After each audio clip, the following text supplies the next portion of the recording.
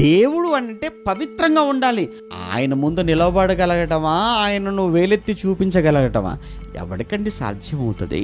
అందుకే దేవుడు అంటున్నాడు, నేను పరిశుద్ధుడిని, పాపానికి ఏమాత్రం నా యొద్ద చోటు లేదు. అయితే అయ్యా, మరి మా జీవితాలు ఇప్పటికీ అపవిత్రం అయిపోయాయి కదా, ఇప్పటికి మా జీవితాలు పాపంతో నిండిపోయాయి కదా, పాపంతో నిండిన అపవిత్రం అయిపోయిన మా జీవితాలకు ప్రక్షాళన ఏమీ లేదా అంటే ఉంది. రండి, మీరు వస్తారా? నిజంగా మీరు చేసిన తప్పిదముల విషయంలో, మీరు చేసిన పాపాల విషయంలో మీరు నిజంగా పశ్చాత్తాపడి మీరు నా దగ్గరికి వస్తాను అని అంటే మీ పాపాలు క్షమిస్తాను.